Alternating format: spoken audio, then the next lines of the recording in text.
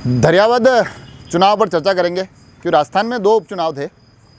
वल्लभनगर का हमने राजनीतिक विश्लेषण कर चुके हैं। आज कोशिश करेंगे कि दरियावद के इस राजनीतिक परिदृश्य को समझने की कोशिश करें। हालांकि प्रदेश में थोड़े समय पूर्व 3 जगह उपचुनाव हुए थे, मगर वहाँ के जो परिणाम थे, जिसमें 2 सीटें ऑलरेडी कांग्रेस के पास थी, वहाँ कांग्रेस के प्रत्याशी जीते और साथ ही राजसमंद में भाजपा कि जो किरण माहेश्वरी जी थी, उनके निधन से वो सीट खाली हुई थी, तो वहाँ भाजपा प्रत्याशी विजय हुआ। तो अमूमन जो विधानसभा में जो सीटों का संतुलन था वो वहाँ बराबर रहा। जब वल्लभनगर के परिणाम आए तो वहाँ कांग्रेस प्रत्याशी के निधन से वो सीट खाली हुई थी, तो पुनः वहाँ कांग्रेस ने जीतकर वो संतुलन बनाए रखा। मगर दरियावद आते आते ये संतुलन बिगड़ गया। यहाँ से भाजपा के विधायक रहा करते थे, उनके निधन से ये सीट खाली हुई और अब जब परिणाम आए हैं तो कांग्रेस के प्रत्याशी नगराज मीणा एक बड़े मार्जिन से यहाँ जीते हैं।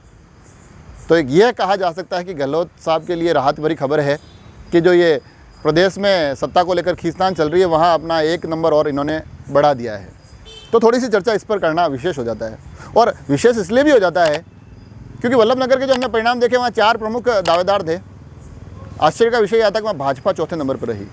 कमोबेश यही स्थिति दरियावद में रही। यहाँ 3 प्रमुख दावेदार थे और भारतीय जनता पार्टी यहाँ तीसरे नंबर पर रहती है और निर्दलीय प्रत्याशी भाजपा से ज़्यादा वोट लाकर सेकंड पर रहते हैं। तो बड़ी रोचक स्थिति ये भी। उस रोचक स्थिति का कुछ और छोर पकड़ने की कोशिश कर रहे हैं।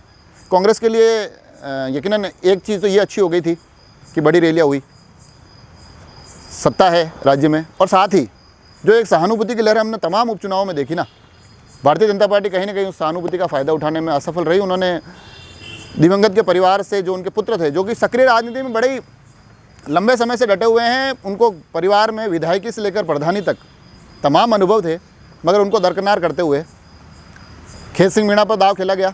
दाव बुरी तरह से फेल हुआ और ये कांग्रेस को एक फ़ायदा पहुंचाने की स्थिति हुई।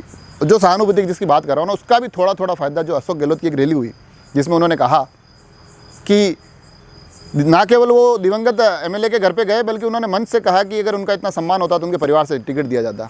तो कहीं ना कहीं सहानुभूति की उस लहर को अपने पक्ष में मोड़ने की एक सफल कोशिश वहाँ अशोक गहलोत के द्वारा एक राजनीतिक चाल के रूप में हुई और जिसका लाभ उनको अंत में परिणामों में देखने को मिला।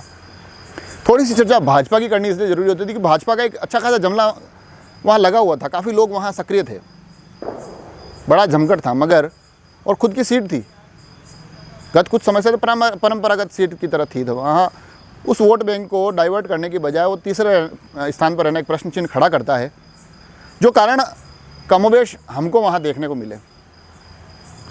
उसमें जो स्थानीय नेता थे उनकी अनदेखी एक बड़ा कारण था। चुनाव का नियोजन उस तरह से नहीं हुआ जैसा होना चाहिए था, संयोजन उस तरह से नहीं हुआ जैसा होना चाहिए था, और क्षेत्र के सांसद अर्जुन लाल मीणा से लेकर क्षेत्र के तमाम सक्रिय कार्यकर्ता जो उस क्षेत्र की बारीक नस को जानते हैं, वहाँ की राजनीतिक हालातों से वाकिफ़ है, उनकी भूमिका को थोड़ा कम किया गया, उनकी भूमिका को इतना ध्यान नहीं दिया गया, थोड़ा सा नज़रअंदाज किया गया, और कहीं ना कहीं उसका एक खामियाजा चुनाव के परिणामों में देखने को मिला। क्योंकि टिकट वितरण पार्टी का इंटरनल मामला है, उसके बाद भी चुनाव उस तरह से नहीं लड़ा गया जैसा भाजपा लड़ने के लिए जानी जाती है। क्योंकि ट्राइबल बेल्ट है, वहाँ लोग अमूमन बाहर से आए हुए नेताओं से जुड़ने से बजाय अपने जो वहाँ के लोकल नेता हैं उनसे जुड़ना थोड़ा ज़्यादा आसान महसूस करते हैं, थोड़ा सहजता से जुड़ जाते हैं। उसी जुड़ाव को यकीनन वहाँ तवज्जो नहीं दी गई, उसी जुड़ाव को इतना महत्वपूर्ण नहीं माना गया, जिसका परिणाम हमें चुनावों के ईवीएम खुलने के बाद जो नतीजे आए वो साफ साफ दिखाते हैं। तो यकीनन भारतीय जनता पार्टी को पुनः यहाँ पर भी विचार करना पड़ेगा कि ये स्थितियाँ ऐसी क्यों हुई। साथ ही क्षेत्र क्योंकि काफ़ी पिछड़ा हुआ है, जो मूलभूत सुविधाएं हैं उनसे भी वहाँ लोग वंचित हैं। तो जो जीत कर आए हैं नगराज मीणा, उनसे भी बड़ी उम्मीदें होगी, उनकी पार्टी सत्ता में है, बड़ी जिम्मेदारी है, तो उनके ऊपर ये दारोमदार रहेगा कि इन 2 सालों में अपने क्षेत्र की समस्याओं तक पहुँचे और उनके समाधान खोजे। राजसमंद एक्सप्रेस भी समय समय पर कोशिश करेगा कि उन तमाम समस्याओं को इन जनप्रतिनिधियों के सामने लाकर रखा जाए। आगामी एक एपिसोड हम और इस पर बनाने वाले हैं, जिसमें आप लोगों से जो हमने अनुमान मंगवाए थे, उन अनुमानों के विजेता कौन हुए, हम उनकी घोषणा करेंगे, उनको आपसे रूबरू करवाएंगे। जुड़े रहे राजसमंद एक्सप्रेस से। धन्यवाद।